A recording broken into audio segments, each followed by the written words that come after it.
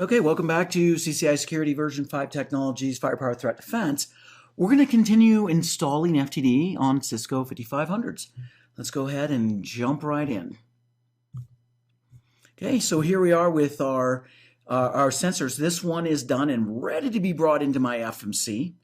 And this one's still baking over here. This one's still installing the file. So let's go ahead and take a look here. I'm going to type a couple things. First thing I want to do, this is a very slow command. It's a very slow thread, show network. So this is your management information. So let me show you how to change it from here. If you look at it, it's still slow. And you know, I have customers with 4100s. I work on a lot of 4100s, which are very powerful boxes, especially the 4150s, and they still are slow on this command. But if we look up here, guys, the one thing is we can see the host name, fully qualified domain, the domain, DNS servers, what we put in the last video I did, 10.11.10.200, its IP address. And then, so if I made a mistake, so on the show network, so if I did this, configure network IPv4 and question mark. Now we can see we can do DHCP, we could do manual, configure it manually. So I probably should just type that in. And now I can do the IP4. So I'd type in IP address mask default gateway. So that would redo this part here. That would redo that if I made an error. And then default gateway. No big deal. Okay, so let's do this. Configure network. And now we can see things like I could change the DNS. I could change the host name and then go into IPv4. I can change what is the management interface, right? The management ports. And then I can also create static routes. If my FTD box is through a layer 3 network, then I could create a static route on how to get to the FMC from here. I might have to do that. Okay, so we could also do from here a show run, but let me, before I do some commands here, how about configure manager add 10.11.10 dot, and here's my FMC up here, right? So if I'm up here, I can see it. This is where I want to go, 205, and then a one-time use password. You don't have to make it some crazy password. Doesn't work. It's one-time use. Doesn't matter. I get some people that they get the password, make it really hard and put it in a safe. I'm like, doesn't matter, right? This password just doesn't matter. It's just a secret to get me in here one time. If I take it out, you know, I have to make up another password or whatever. Now, so let's run over here while this is all going. And this guy's, notice here's that yes, and it did yes, right? The return. If you guys remember, if you were watching the last video. In this one here, I'm going to go ahead and add, I'm in devices. So I'm in my FMC and I click devices. And now we can see all my devices that would be in this box. So I can say add device, high availability, cluster. I can create groups, are basically just administrative folders. If you had dozens of FTDs, I'd create groups just to administratively change them up, to put them into a group. Now, in this case here, I'm going to go ahead and put that in 10.11.10.200 is my FTD box. FTD 20, Cisco group. That was if I created an administrative group. It's not important you do that. Now we need to create an access control policy here, and I had created one. Let's create a new one. In this one here, it's new ACP 1920. And the thing is you want to think about this. Do you want to have a deny IP any at the end or permit IP any at the end? Now, it doesn't really matter. We can change it at any time. Right, so I'm going to go ahead and put this ACP in. Now, it actually lets me click register now, but if I was to register this, it would come back and say you didn't choose your license. So we're not going to waste 5 minutes. Now, before I do this and click register, there is this transfer packets. Now, what this says is if we hit anything, and if you remember my FTD drawing, so let's go all the way back here and then get rid of this here and this. And so if we look here, here's my snort process, right? We talked about this at the introduction. Notice I have this at the back screen of my computer, right? Because I just use this all the time. So here's if anything happens in here, we want to transfer files. Let me come back here now. Transfer packets back to the FMC for network analysis. That's on by default. Now, let's say you had a device. Let me hit register and we'll keep talking about that because it's going to take about 5 minutes. It would be a little bit faster if you had a 4100. So if you had a couple $100,000 more, $300,000 more, this would be speedier, right? Anyways, the transfer packets, guys, you want to get the packets back to your FMC so you can do analysis and correlation of events, right? So let's come back here. So you can now, some people turn that off. They're cross. I don't know if you guys heard of this, like a T1, right? We used to use those. Those used to be high speed in the 80s, right? When I was working on the first serials, but those were really super duper high speed. But now we could still have devices, believe it or not, FTD boxes way out in a branch. And maybe you don't want to transfer packets because it's too much data to send. So that's the reason you wouldn't do that. Now, if I come back over here, we can see we're still almost done with this system here. But if I come here, notice my manager, I can do now show managers.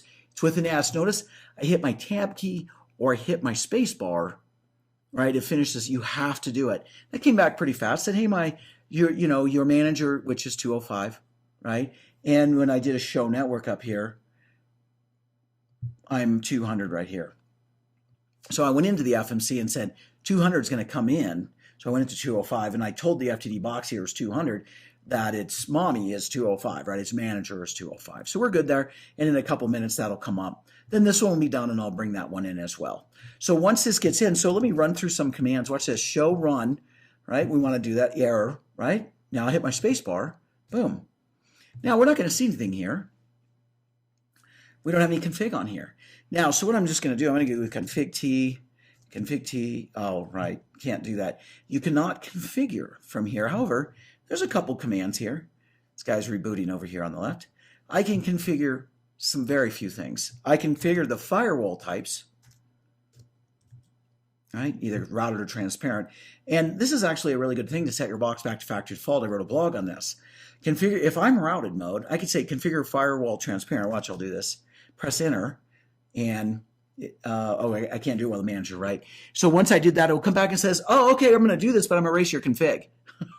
And you're like, so I'm like, oh, okay. Now I know how to set this back to factory default. It does set everything back except for the management, right, information, right? So that's not set back. But you really can't configure much here. You really can't. High availability, you can change the modes. Really, it would be really nice to configure the IPs from here on the interfaces. So if we come up here and look, here's my IPs. You can see we have names, but we don't use security levels. This is not, okay, this is really important to understand. We are not a security level firewall. We're a zone-based firewall. And we're going to talk about that when we get to the video on interfaces. Okay, there's a big difference between the two. All right, so the other thing, notice we don't have a lot here. We don't have an access. This is just a basic Lena config, basic ASA, right? I'm going to come over here and just hit the space bar to launch FTP immediately and let that guy go. Okay. Here he is. He's in. Now you can see my licenses here. I don't have any errors. Let's go over here to my health policy and make sure it has its health policy applied, the correct one, or in 5 minutes I'm going to get an error. It's applied here to, it looks, there's the pod 20. It's not applied. Now we could leave this. And then in 5 minutes, we're going to get an error for the reasons I talked about when we did the health policy. But what I'll do is I'll bring in 19. So notice 20s already has it, but this one does, the FMC has it, but not this one. So I'm going to apply it to here. Again, I'll get errors, not now because of the interfaces, because I don't have sub interfaces as of yet, but I would get them because of licensing. So if I come back here and I want to look at licenses now. So let's go to smart license. Now the smart license is going to tell me an error because, hey, you're out of compliance because you owe us money, right? That's what it's going to tell me. Out of compliance, even though we're allowing you to do this. So we can see what I want to show you here is I've used one license of each, right? So they say 0. It's like you don't have any. That's not true. You can come over here and look at these, right? And we can edit the licenses from here.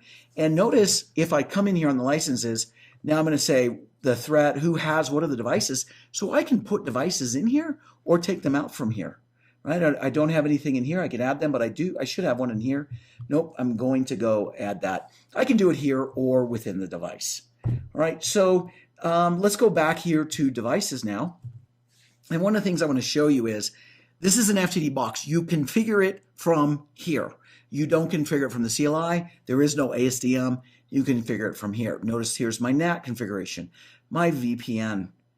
QoS. Now the platform settings are hardening settings, and we'll get into that soon in one of the next videos. There's also something called Flex Config, which allows me to insert commands into the CLI that Cisco doesn't have a policy for. We'll definitely use that. But let's go ahead and click on this, and let's configure this box. And notice the first thing that we should configure is the interfaces, and we will. We have to configure them from here. And they're all going to be unconfigured. And this is my no shot, right? We'll get into this in the next video. Here's my routing for my devices. And notice this takes a second for this one to come up for whatever reason. But we have OSPF and OSPF v3 for v6, right? RIP version 1 and 2, BGP and IPv6, static route and multicasting, right? Where's the IGRP? Well, that's where our Flex Config comes in, doesn't it? Now, devices. Under this device tab, let's talk about this. Notice I can, under general, is my name, transfer package, yes, routed. But in this case here, I'll click on this. Notice I can change the name of this box, just administrative anyways. But notice if I had transfer packets off, I can turn it on here. Or if I had it on and I didn't have enough bandwidth to get out there and have it send events, then I could say don't transfer packets back and save my bandwidth if that's what you needed to do. The other thing is there's kind of a hidden command here. It's kind of cool. Force deploy. So that's kind of like hitting the elevator button, right? So if I came up here to deploy, and very well maybe this is pushing out my policies, it says all devices are up to date. And so I couldn't deploy if I wanted to unless I came here. And I said I want to force deploy. I've never found any use for that. I thought I would, but I have not. The other thing I want to do here is take a look at my licenses. Notice that since I used that token that Cisco gave me to use for this class, I have export controlled features are on. If I was using the eval mode, you don't get export controlled features. So I want to go ahead, and you need a separate license if you were buying FTD and you wanted to do Apex or just any Connect. You absolutely have to have a separate license. You might not like that. So I doubt anyone would like that, but that's the facts. So I'm going to go ahead and turn on what I want. And I could have done that from the system license page as well, as you saw. Now the system here, so I was out at a company and we set up, this was like a year ago when FTD 6.2 had just come out. And the system, what we did is we configured all the FTD boxes. We brought them in here. Then we turned them off and shipped them out. And a tech put them on in all 200 different locations, right? Well, the first thing it did, it came up and it did disk checks for like a half hour. We're like, uh-oh. So I wrote a blog back here. If we come back over here to and hit blog, and you could search through that. But one of the things is I wrote about how to shut down and safely shut down an FTD box. One of the ways that I mentioned was come into devices. This is a way. You can also do it from the CLI. And this would shut it down safely. This will restart the FTD box. You can restart it from here. If you do shut it down from here, you can enable it from here, obviously. You have to have someone there. So just keep that in mind. These aren't like the old ASAs where you can just write ma'am and ship it off and it's fine. It's not like that. So under the advanced here, one more thing, guys. I want to talk to you about this. So if we go back to our snort process, and let me come back here again. I'm going way over here. I'm not making you dizzy. The snort process includes a lot of stuff, doesn't it? It's not just my IPS policy. So the snort process is anything that occurs here. And if that's the case, if something's not working correctly, particularly if my snort rules aren't responding or finding some sort of snort verdict in here, then what's going to happen, let me go slowly over here, then what's going to happen by default is nothing. It's not going to let the file through because it can't get basically either a file disposition or understand what kind of threat it is and won't get a verdict, so it's going to sit there. So what we're saying is this AAB, or automatic application bypass, right? We're saying, hey, if that occurs, possibly snort is, some sort of hose and needs to be restarted. So after 3 seconds, 3,000 milliseconds by default, you can change that, make it longer or shorter. Because really that's 10 times the amount, that time that it should need for my snort process. So anyways, it's going to let the file through uninspected. And within 10 minutes, typically about 5 minutes, it's going to restart the snort process. It's going to restart it, right? So during that time, it's going to send packets through uninspected. So really what you got to choose is, do I don't let the files through, or I let them through uninspected? You kind of got to make that decision, and that's down here. It's pretty rare that I don't turn this on. One of the things you're going to get here is a critical error, and if you guys have been following along, if this isn't your first video or something, then you would know that we went in and did the system health monitor alerts, didn't we? And in one of these monitor alerts is what? And I mentioned it while I was doing this, the automatic application bypass. It's very important. It's very bad to get this twice.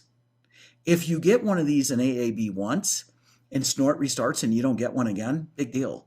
Snort restarted, moved on. It fixed itself. That's the idea. It's kind of self-healing in this sense. Now, you might not like that, but if it happens twice now within 10 minutes, that's critical. You need to call Cisco and get them on the phone and say, I'm getting AABs, and they keep coming.